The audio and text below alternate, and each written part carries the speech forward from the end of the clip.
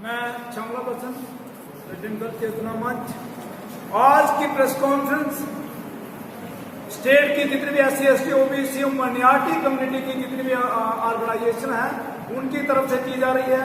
हमारे बीच में senior advocate Kazmi साहब बैठे हुए हैं, कॉमरेड सुखदेव जी हैं और बाकी डिफरेंट जितनी भी राष्ट्रीय मुस्लिम मोर्चा के हमारे जितारत जी हैं, जितनी भी सारी SC ST OBC माइनॉरिटी की है जो ऑर्गेनाइजेशन है।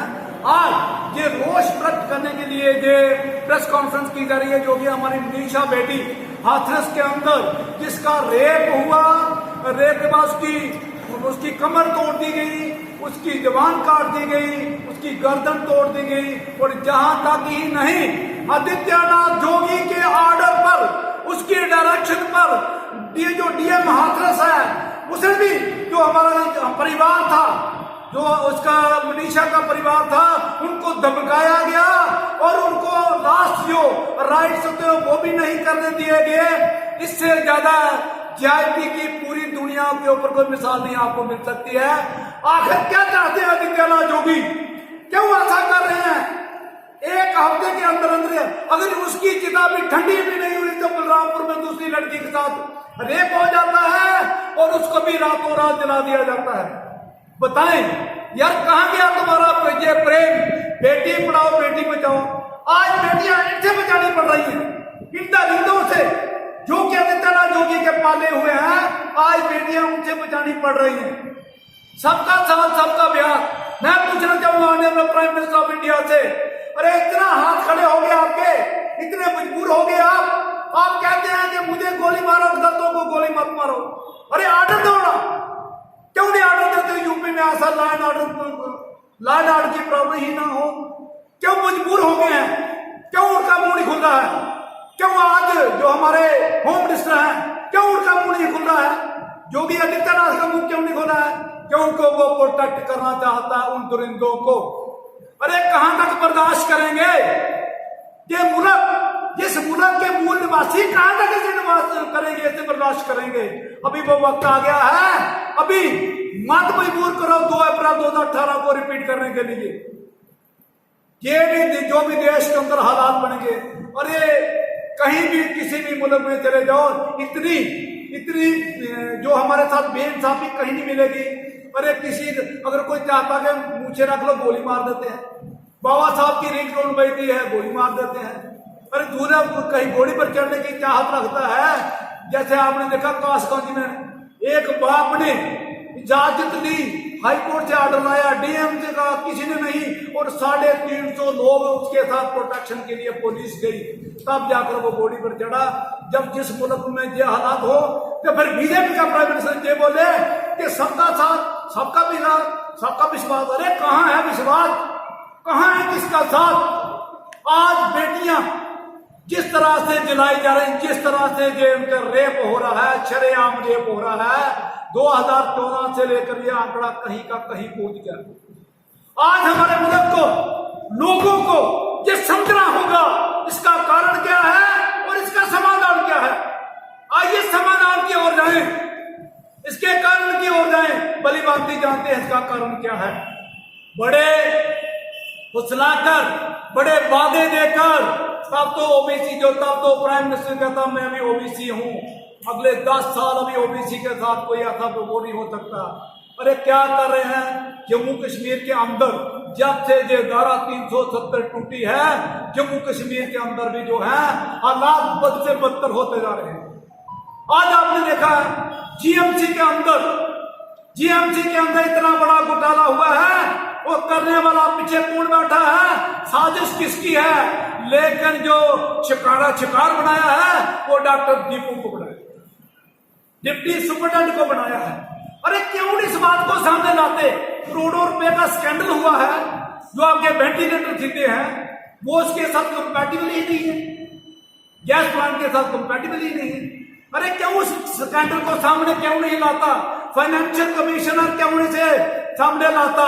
इसके लिए रिस्पॉन्सिबल फाइनेंशियल कमिश्नर अतर डुल्लू है, ना कि कोई और। क्यों नहीं सामने लाता इस बात को जो स्कैंडल हुआ है? अरे किसने परचेज किया है वो 25-25 लाख के जो 38 जो उन्होंने लिए हैं वेंटिलेटर लिए हैं जो कंपैटिबल ही नहीं है, और जो ऑक्सीजन गैस कंसंट्रेटर है जिनकी प्रोडक्शन कैपेसिटी सिर्फ 1 मिनट में 5 लीटर है, वेयर आज के कोरोना वायरस के पेशेंट को पर मिनट 15 लीटर चाहिए, वो उसकी नहीं है, उससे भी हमारे पेशेंट मर रहे हैं। सफाई व्यवस्था की वह बात करें, किसने करा? ये डॉक्टर्स ने करना है, ये उसने एडमिनिस्ट्रेशन ने देखना है। और जहां पर फाइनेंशियल कमीशन जो फेल हो गया है, अपनी खामी को छिपाने के लिए उन्होंने डॉक्टर का बलि का बकरा बना दिया। वो आज मैं दोबारा ये वार्न करना चाहूंगा, मत मजबूर कीजिए 2 अप्रैल 2018 के हालात पैदा करने के लिए। जय भीम, जय भारत। राष्ट्रीय मुस्लिम मोर्चा बामसेट। सबसे पहले तो जय मूल निवासी, जय संविधान। ये जो हमारी बेटी मनीषा वाल्मीकि के साथ जो इंसिडेंट हुआ है, ये ना पहला इंसिडेंट है ना ये आखिरी है। जैसे हालात बन रहे हैं उसके बाद भी कई बच्चियों के साथ ऐसा हो चुका है।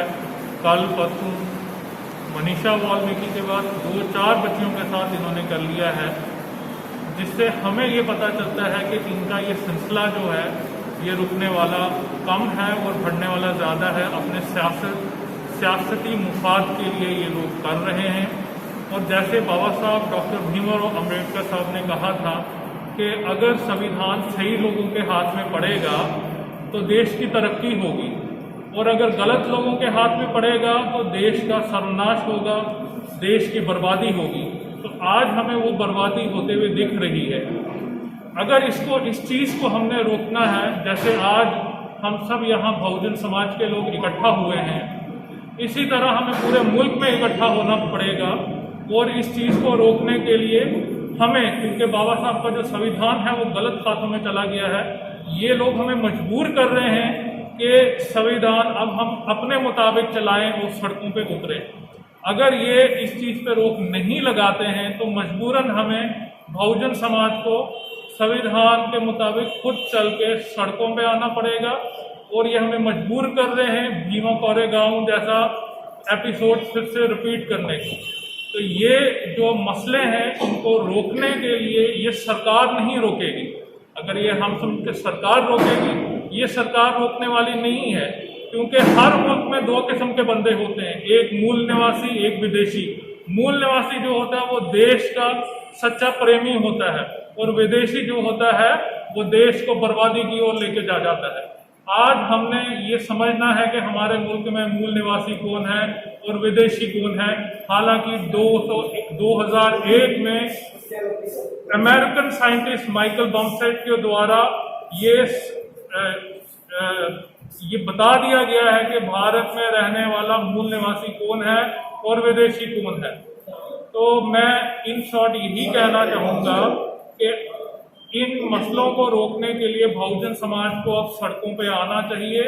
इस मसलों को रोकने के लिए बाबा साहब के संविधान को बचाना होगा हमें, तभी ये जाके मसले रुकेंगे। और ये लोग संविधान के दुश्मन हैं, ये लोग मूल निवासियों के दुश्मन हैं, ये लोग भारत के दुश्मन हैं। शुक्रिया।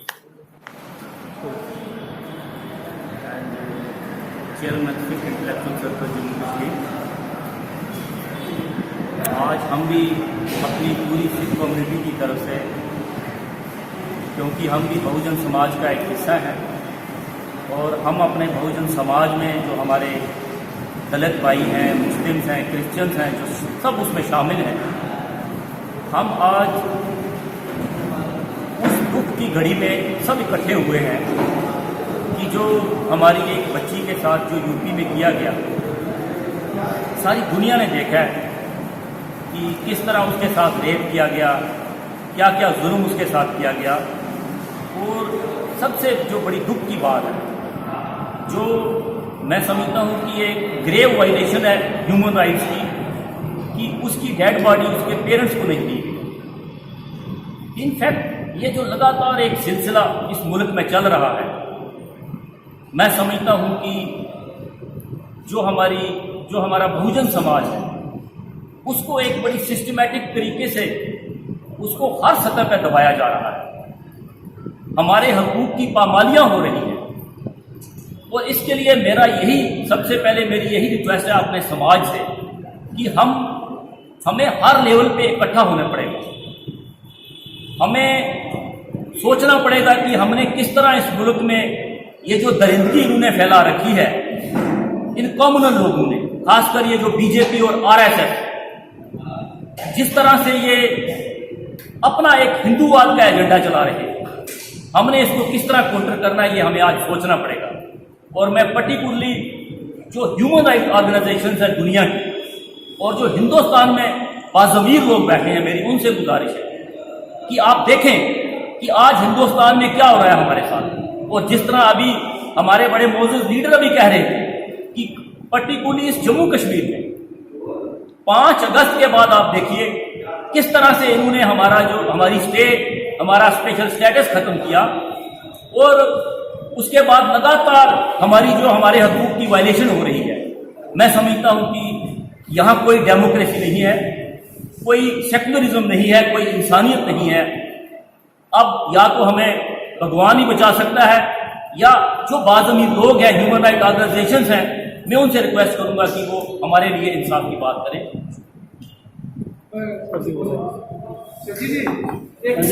मैं मोहिंदर भगत, प्रेसिडेंट भक्त महासभा जम्मू कश्मीर स्टेट यूनिट।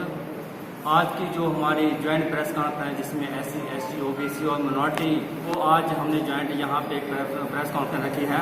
और आज का जो हमारा मेन मुद्दा है वो ये है कि जो यूपी में जो हमारी बच्ची के साथ जो एक निर्मम हत्या हुई है और उसके साथ बलात्कार हुआ है, उसके ऊपर हमने आज का जो फोकस है वो हमारा है कि 14 सितंबर को जिस बच्ची के साथ 4 दरिंदों ने पहले रेप किया, फिर उसकी रीढ़ की हड्डी तोड़ी, फिर उसकी जुबान काटी और 29 सितंबर को उसकी हत्या हो जाती है, वो डेथ हो जाती है। डेथ के बाद जो वहाँ के DM हैं और वहाँ के SP हैं, जो उनकी रिस्पॉन्सिबिलिटी बननी चाहिए थी, वो उन्होंने एक हॉनेस्टी से वो नहीं निभाई। और जो एक हिंदू रीति रिवाज के तहत जिस बच्ची का जो क्रिया उन्होंने करना था उनको वो तक नहीं करने दिया। रात को 2:30 बजे वहाँ के जो CM है उनकी डायरेक्शन के ऊपर उसका 2:30 बजे रात को संस्कार बच्ची का किया जाता है, बल्कि उनकी फैमिली को उनका मुंह तक देखने को नहीं नसीब होता है। आज जो स्थिति बनी है, सिर्फ जो बहुजन समाज है, बहुजन समाज एक शांति प्रिय समाज है, ये नहीं चाहता है कि किसी तरह का कोई दंगा फसाद हो। अगर ये लोग हमें मजबूर करते हैं, आज आपके सामने सीन है कि जितने भी हमारे आज जितने लोग यहाँ पे जो करीम बैठी है हमारे, ये SC, ST, OBC और मिनॉरिटी, जिसे मुस्लिम बैठे हैं, सिख भाई बैठे हैं, ST के बैठे हैं, OBC के बैठे हैं, शेड्यूल कास्ट लोग बैठे हैं। अगर ये हम लोगों को मजबूर करेंगे तो हम कोशिश करेंगे कि 2 अप्रैल 2018 का जो एपिसोड हुआ था वो हम रिपीट ना करें। अगर ये इसी तरह हमारे ऊपर अत्याचार करते रहे तो हमारा रूप जो है वो तो हमें दूसरा धारण करना पड़ेगा और पूरे देश को कंट्रोल करना बड़ा मुश्किल हो जाएगा। जय भीम चैनल के माध्यम से ये चाहे JK हो चाहे सेंट्रल गवर्नमेंट हो, हम ये चेतावनी देना चाहते हैं कि अगर देश के हालात अगर आप काबू नहीं करते हैं तो इसके रिजल्ट जो भी नेगेटिव होंगे, पॉजिटिव होंगे, इसका जिम्मेवारी आपकी होगी। जब से ये ड्यूटी हमारे JN की ड्यूटी बनी है, जहां पर वही स्थिति पैदा हो गई है, एट्रोसिटी का जो ग्राफ है वो पहले से ज्यादा हो गया है। जैसे कि इस्तेबाड़ में हमारी एक बहन कमलेश जी है, वो सरपंच है, वो इलेक्टेड सरपंच है, उसके ऊपर भी एट्रोसिटी जो है वो जाति सूचक शब्दों का इस्तेमाल किया गया। डोडा में हमारी एक बहन है, वो भी सरपंच है, उसके ऊपर भी ऐसे एट्रोसिटी के ऐसे वाक़े मिले। उधमपुर में हमारा एक बच्चा जो है वो दिन को 11 बजे उसका मर्डर किया गया। वो इस टाइप के जो जैसे मजालता की हम बात कर लें तो ये जो स्थितियां हैं, ये जो इंसिडेंट हो रहे हैं, इसकी जिम्मेवारी कौन लेगा? अगर हम इसी तरह से इनके साथ कोऑपरेट करते रहे कि इनका हौसला जो है वो दिन प्रतिदिन बढ़ता जाएगा। हम चाहे JK की बात करें, चाहे सेंटर की बात करें, चाहे यूपी आदित्यनाथ की बात करें, हम ये उनको कड़े शब्दों में ये चेतावनी देना चाहते हैं, बहुजन समाज जो है उनको मजबूर मत किया जाए, ताकि वो जैसे आप कर रहे हैं एक्टिविटी, उसका जवाब जो है वो सेम ऐसे ही एक्टिविटी के साथ दें। तो हम कोशिश करना चाहते हैं कि हम आपके माध्यम से ये बात जो है ये सेंट्रल गवर्नमेंट तक पहुंचाना चाहते हैं, जो हमारे ऑनरेबल प्राइम मिनिस्टर जी हैं या हर होम मिनिस्टर जी हैं, कि जो स्थिति है उसको जल्दी से जल्दी कंट्रोल किया जाए, अदरवाइज जो देश के हालात हैं वो ठीक नहीं होंगे। बाकी दूसरी बात रही कि जम्मू कश्मीर जो अभी कोरोना वायरस का जो इस टाइम बहुत ही बुरी स्थिति जो हमारी स्टेट भी उसमें गुजर रही है, तो हमारे जम्मू कश्मीर जीएमसी की अगर आप बात करें तो जीएमसी का जो स्ट्रक्चर है वो पूरी तरह से वो ध्वस्त हो चुका है। और इसका जिम्मेवार कौन है? आगे ये जो जिसकी जिम्मेवारी है वो लोगों का ध्यान बटाने के लिए जो लोग दिन रात वहां पे काम कर रहे हैं उनके ऊपर वो जायती हो रही है। जैसे एग्जाम्पल दी हमारे बसंत साहब जी ने कि हमारे दीपक कुमार जी हैं, वो पिछले लगातार 10 दिन से डे एंड नाइट वहां पे काम कर रहे थे। तो जो हमारे एफसी साहब हैं, एफसी हेल्थ जो है मेडिकल एजुकेशन, वो वहां पे आते हैं, उनको सस्पेंड कर देते हैं। इसका क्या ये सबूत देना चाहते हैं कि जो लोग दिन रात मेहनत कर रहे हैं उनके ऊपर भी ये बर्दाश्त नहीं कर रहे। हम ऑनरेबल जो हमारे एलजी साहब से हैं, हम उनसे ये रिक्वेस्ट करते हैं कि जो हमारे एफसी साहब हैं इनके ऊपर पूरी नजर रखी जाए और आप खुद इंटरवीन करें कि ये लोग काम ठीक कर रहे हैं या गलत कर रहे हैं। जय भीम, जय भारत।